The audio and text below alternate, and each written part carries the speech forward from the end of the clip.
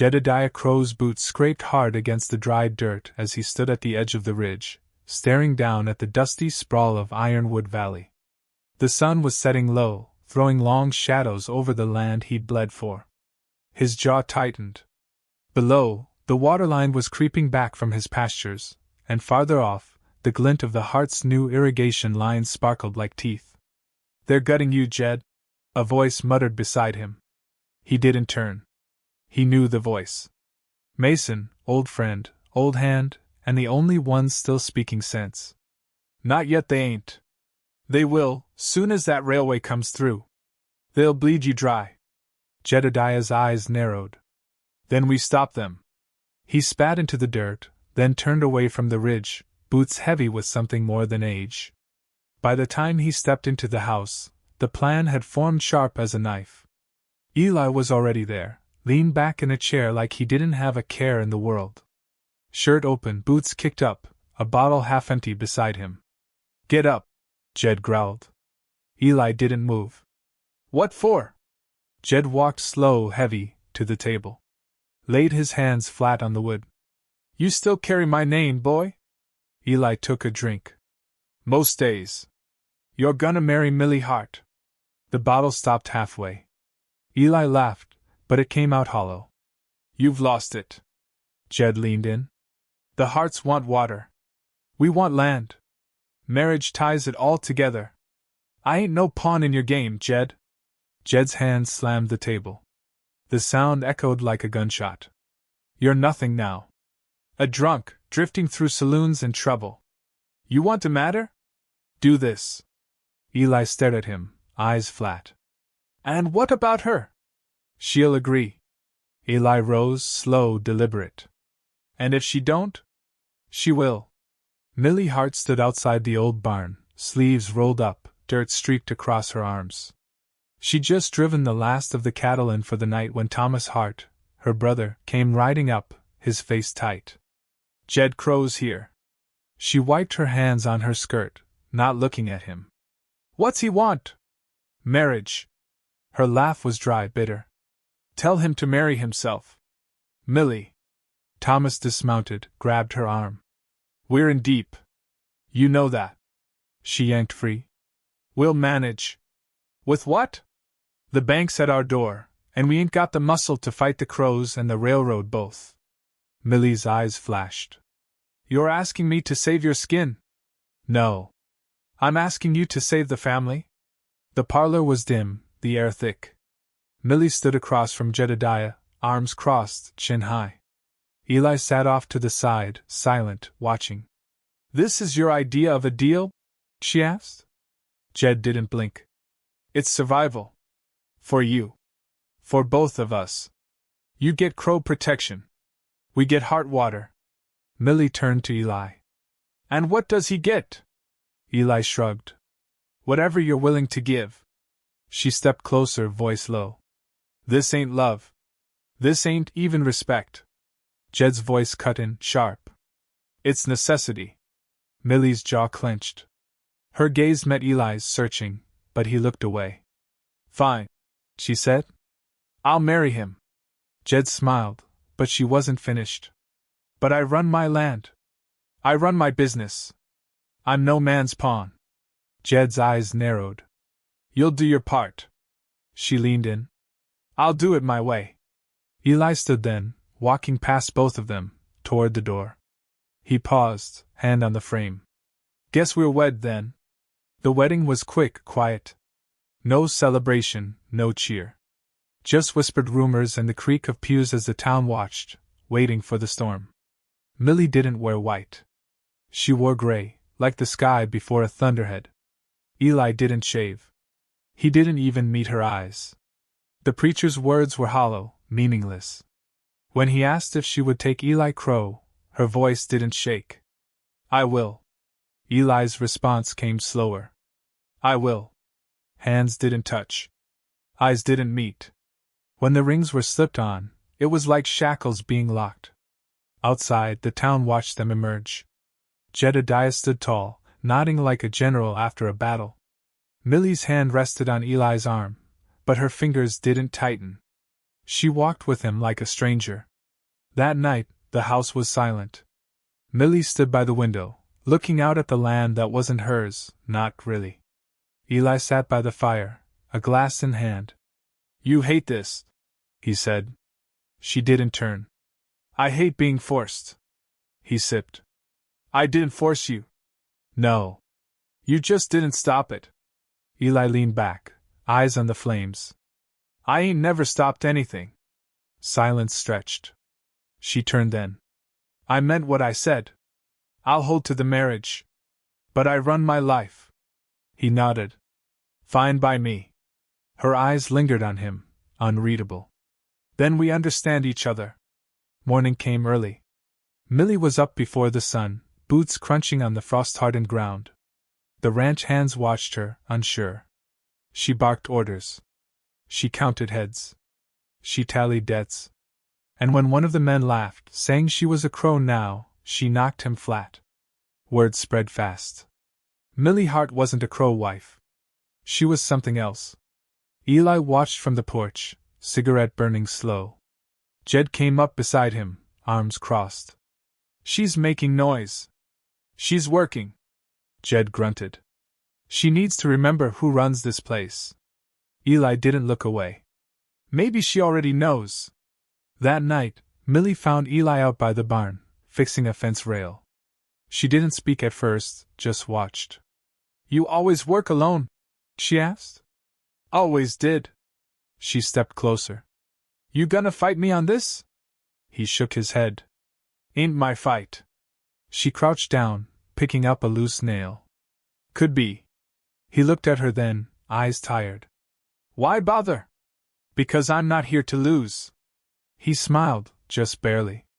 "Neither am I." The days passed. The ranch changed. Slowly. Quietly.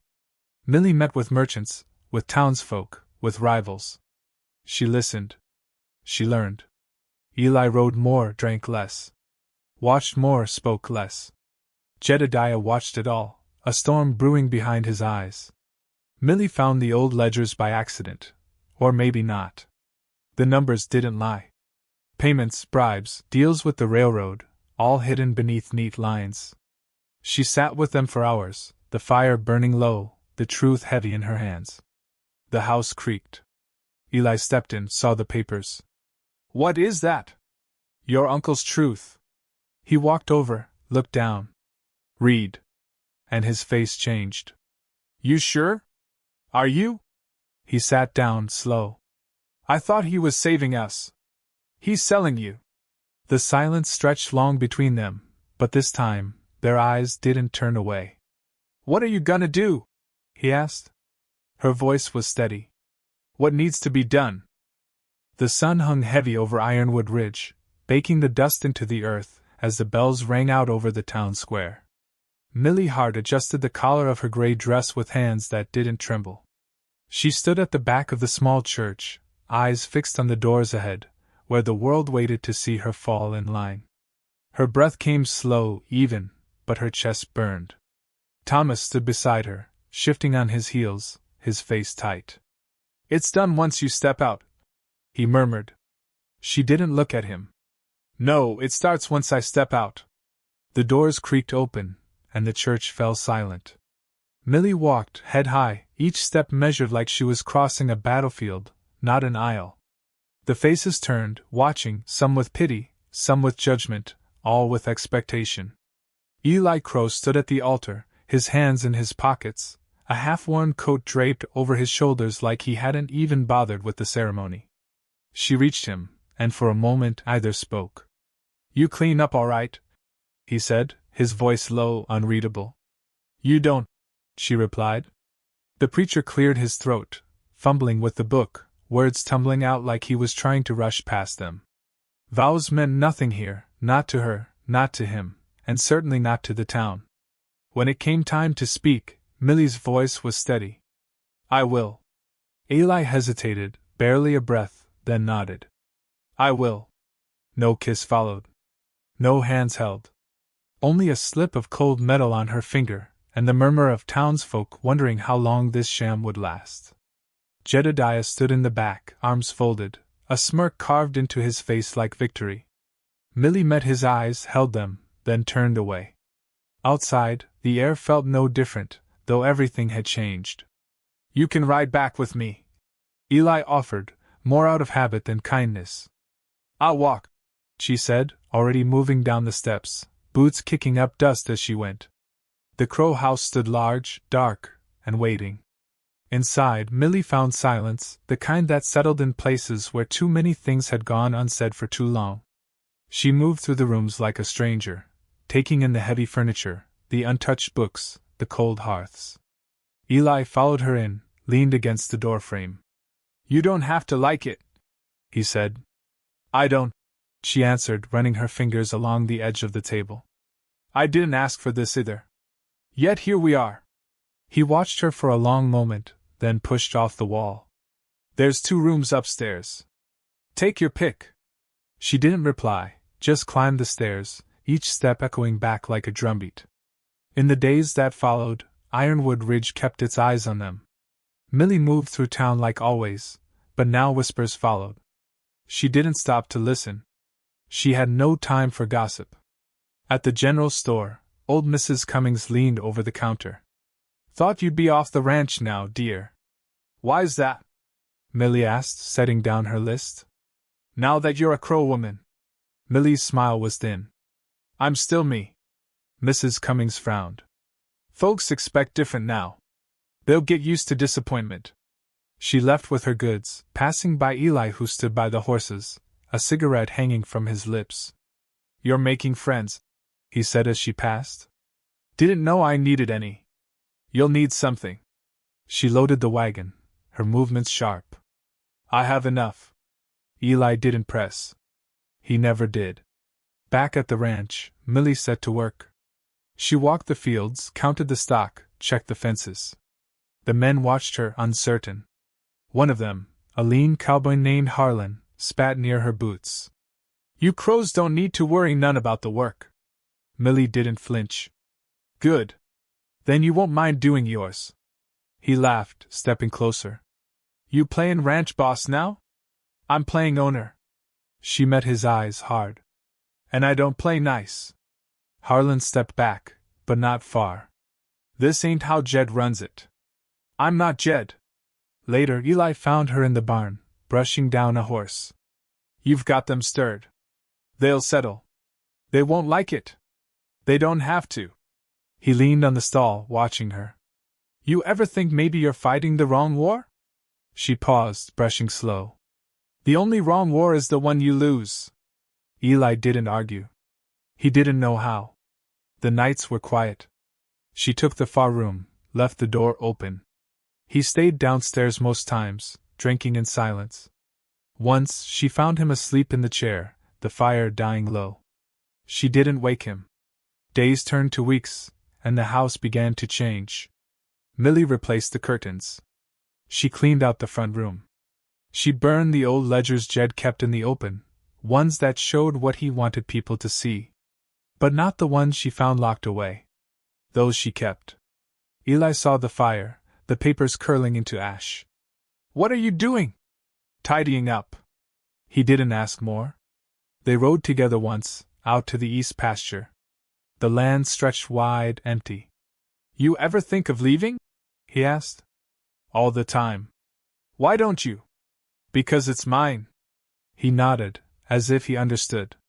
Maybe he did. The town kept watching, waiting for the cracks to show. But Millie didn't bend, and Eli didn't break. Jed came by once, standing in the doorway like he owned the place.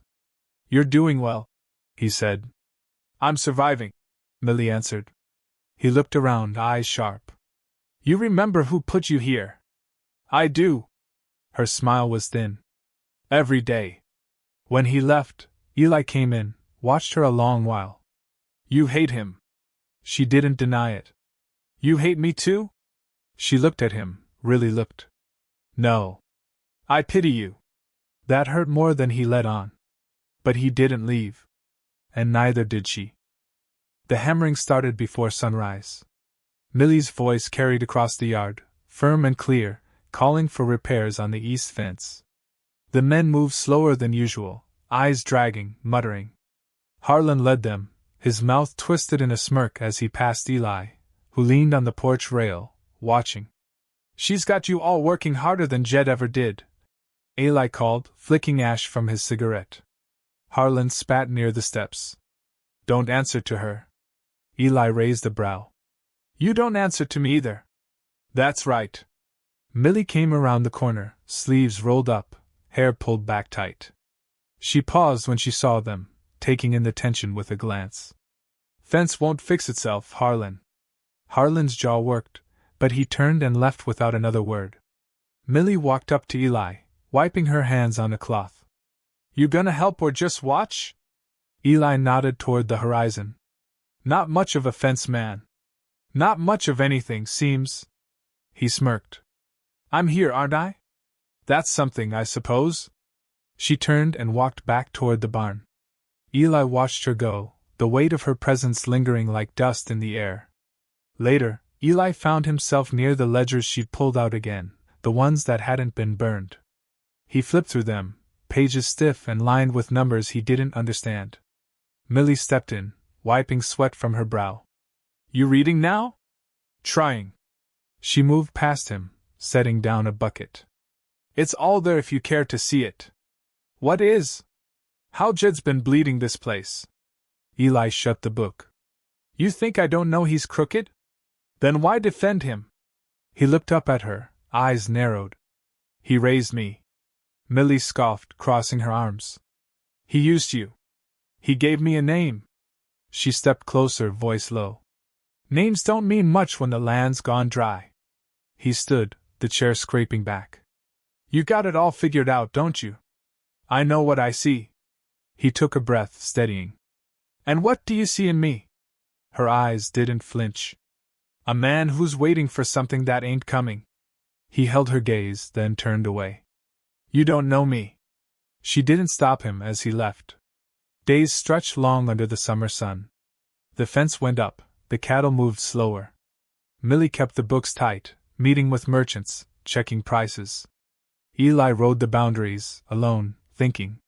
One evening, he returned to find her talking with Mason, Jedediah's man. They stood close, the air tense. Mason tipped his hat when Eli approached. "Evenin', Eli." "What's this?" "Just checking in," Mason said. "Jed wants a word." Millie crossed her arms. "I'm not interested." Eli looked between them. "You're not?" "I've got nothing to say to him."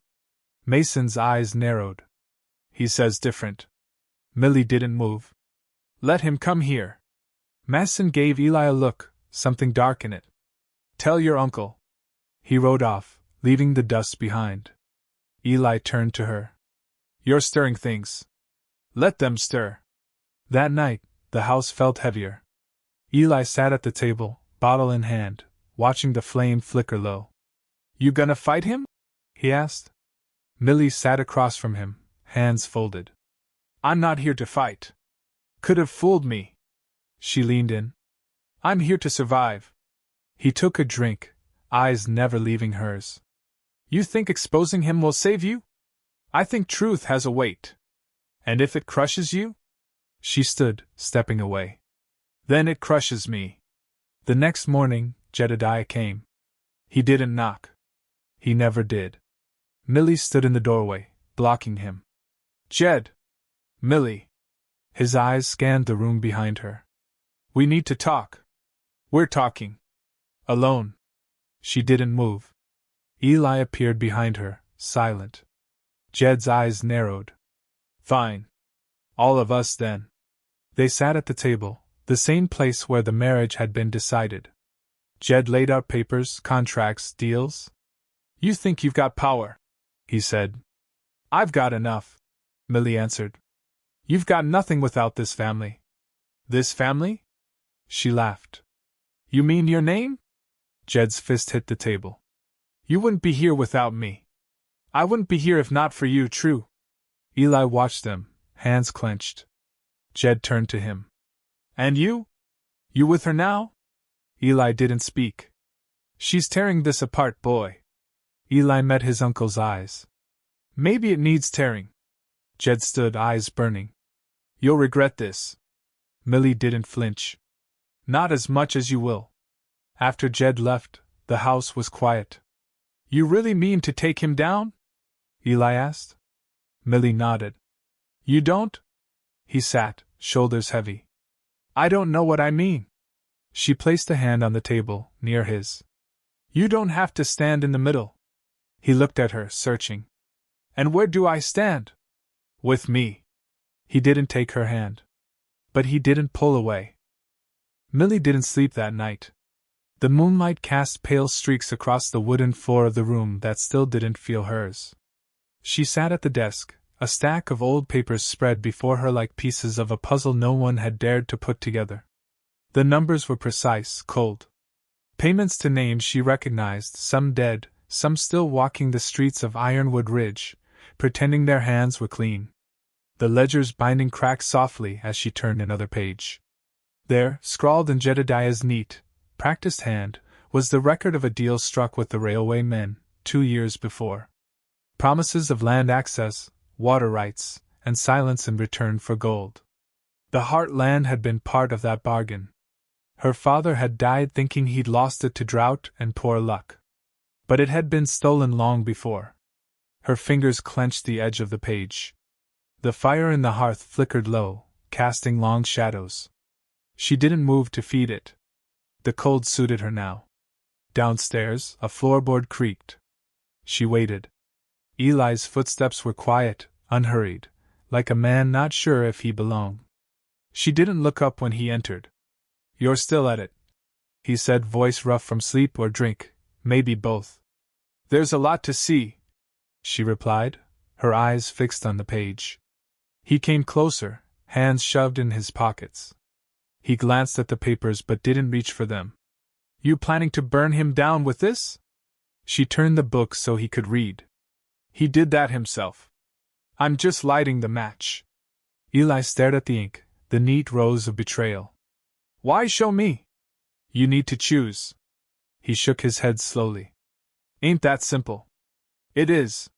She stood, the chair scraping back. You stand with him, or you stand with me. Eli looked at her then, like he was seeing her for the first time. Not the woman forced into marriage, not the rancher's daughter trying to hold ground, but someone dangerous, someone willing. What if I stand for myself? She didn't flinch. Then you're in the way. He stepped back, the weight of her words settling like dust. You think this town will side with you? They don't need to. She gathered the papers, careful, deliberate. Just enough of them. Eli ran a hand through his hair, pacing to the window. Outside, the night was still. Too still. You're playing with fire, Millie. She gave him a half-smile, sharp at the edges. Good thing I don't mind getting burned. By morning, Millie was already in town. The general store was quiet, but word spread fast in Ironwood Ridge. She spoke with Ben Carter, the storekeeper, a man whose debts ran deep into Crow pockets. She laid the ledger open on the counter, let him see just enough. You understand what this means? She asked. Ben's hands shook as he pushed the book back. If he finds out. He will. But you'll be standing on the right side when he does. Ben nodded, slow, unsure. Millie left the store with the ledger tucked tight beneath her arm, her boots loud on the wooden boards. She visited 3 more before noon. The blacksmith, the mill owner, the preacher.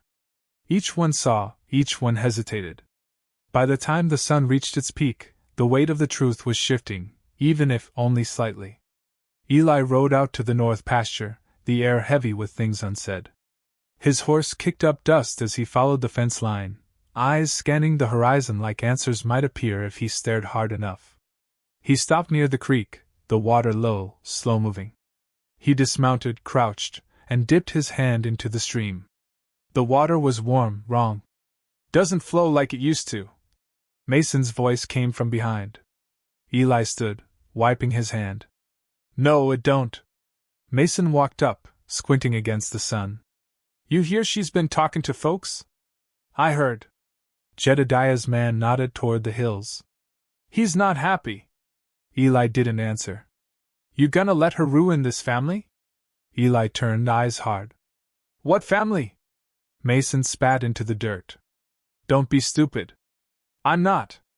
You used to know where you stood. Maybe that was the problem. Mason stepped closer. Jed built this place. You think he won't tear it down to keep it? Eli mounted his horse, looking down at the man who'd followed Jed like a shadow. Let him try. Back at the house, Millie was waiting, the ledger open again, fresh names circled, notes scrawled in the margins. Eli entered, the dust of the trail still clinging to him. You think they'll help you? He asked. I think they're tired of being afraid. You sure about that? No. He sat, elbows on knees, staring at the floor. He's gonna come for you. He's already come. Eli looked up. And me? Her gaze didn't soften. That's still up to you. That night she lit the lamp, the warm glow catching the edge of the pages. Eli stood by the door, watching. I went to see the creek, he said. And? It's dying. She nodded, already knowing. I thought if we fought him, everything would fall apart. And now? Maybe it needs to. She closed the book, the decision made. Then we start. The sound of hammers echoed through Ironwood Ridge, not from the usual ranch work, but from the makeshift platform rising in the center of town. Millie stood off to the side, watching as a few of the townsfolk she'd spoken to now worked under her quiet direction. Her arms were crossed, eyes narrowed, her breath steady. She never stood taller. The ledger, now a constant weight in her hands, was wrapped in brown cloth, bound tight. Eli stepped up beside her, hat pulled low, face unreadable. You sure this is the way? She didn't answer right away, just nodded toward the gathering crowd. They need to see. He followed her gaze, seeing not just the familiar faces of Ironwood, but the tension building behind their eyes, uncertainty, fear, and something else. Hope, maybe. Or maybe just the need for something different. Jed's not gonna let this happen, he said. He doesn't have a choice anymore. By mid-afternoon, the crowd had thickened. Merchants, ranchers, hands from both the Crow and Hart lands. Even the preacher stood near the edge, hands clasped, eyes wary. Millie stood at the front, the wrapped ledger in her hands, her voice carrying clear as the wind quieted.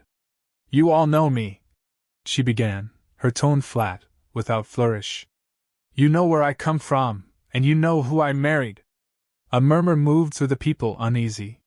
You know what this land means, what water means. You know what it's like to scrape and bleed while others feast. She unwrapped the ledger slowly, letting the pages breathe in the open air. You've seen what Jedediah Crow can build. But you haven't seen what he's taken. A hush fell, thick as smoke. These are his words, not mine, she said, holding the book high. His numbers, his deals, the price he put on every one of us. The preacher stepped forward slightly. What are you saying, Millie? I'm saying this town's been sold, piece by piece, and we let him do it. Ben Carter pushed through the crowd, face pale. You got proof? She opened the book, reading names, dates, payments. Each word a blow, each number a nail in a coffin that had been waiting too long. When she finished, no one spoke. Eli moved beside her, his voice low but firm. She ain't lying. Someone shouted from the back. And what do we do now? He owns the land. Millie looked over them, her eyes sharp. Not if we don't let him. That night, the Crow Ranch sat still, the air heavy. Jedediah stood by the fire, staring into the flames as Mason poured a drink. She's got them stirred, Mason said. Jed didn't move. I knew she would. You want me to take care of it? Jed finally looked away from the fire, eyes cold. Not yet. She's making you look weak. Jed's hand tightened around the glass. I'll let her build her little army. Then I'll remind them who I am. Mason nodded slowly. She's not backing down. Neither am I. Millie returned home to find Eli waiting on the porch, a cigarette burning low between his fingers. They believed you, he said. Some did. The rest? They will. He stood, flicking the cigarette into the dirt. Jed won't let this lie. I'm counting on it. He stepped closer, voice quieter. You ready for what comes? She met his eyes steady. Are you? Word spread fast, faster than any writer could carry it. By morning, lines were drawn, some loud, some silent. A few ranchers pulled their hands from crow contracts. A merchant refused Jed's usual credit. The blacksmith, who'd always sharpened crow blades without question, now worked with others first. Jed rode through town, shoulders back, head high, but the air had changed. The greetings were fewer, the eyes more cautious. He felt it in his bones, the shift. Ironwood Ridge was slipping from his grip. At the saloon, he sat alone, Mason nearby. The room quieted when he entered, then picked up again in hushed tones. She wants a fight, Jed said, turning the glass in his hand. Mason leaned in. Then give it to her. That evening, Millie stood by the barn, watching the sun dip behind the hills. Eli joined her, silent. He'll make a move soon, she said. I know. You still with me? His hand rested on the post beside hers, not touching, but close. I never left. They stood like that, side by side, the quiet between them thicker than words. You ever wonder how it might have been? She asked. What? If we'd met different. He shrugged. Ain't much use wondering. No, she agreed. But I do. He looked at her, really looked. Maybe this is what we're made for. Maybe. The next morning, the Crow men came. They didn't knock. The barn doors slammed open, hands rough, voices loud. Millie was ready. She stood firm as Harlan stepped forward, rope in hand. Jed wants a word. I'm busy. He grinned, stepping closer. Ain't asking. Eli appeared from behind, rifle in hand, calm. That's far enough. Harlan turned, smirk fading. You picking sides now? I've picked. The standoff hung in the air, tense. Millie didn't blink. Tell Jed, she said, voice like steel. He knows where to find me. Harlan hesitated, then backed off, motioning to the others. They left, but the message was clear. Eli lowered the rifle. It's starting. No, Millie said, eyes hard. It already started. The church bell rang out at noon, loud and sharp, cutting through the thick heat of Ironwood Ridge like a warning shot. Folks stepped out of their homes and shops, glancing down the street where a crowd had already begun to gather near the square. The platform Millie had ordered built now stood like a challenge in the heart of town, plain and solid, daring anyone to look away. Millie stood at the edge of the platform, the worn ledger clutched tight in one hand, her other resting on the rail as if steadying herself. She didn't need to speak yet. The weight of what was coming hung heavy in the air. Eli stood nearby, eyes scanning the crowd, watching for faces he knew too well, friends and enemies both. Jedediah Crow arrived just before the bell struck again, riding in slow with Mason and a pair of ranch hands trailing behind him. He dismounted like he had every right to be there, like the town still belonged to him.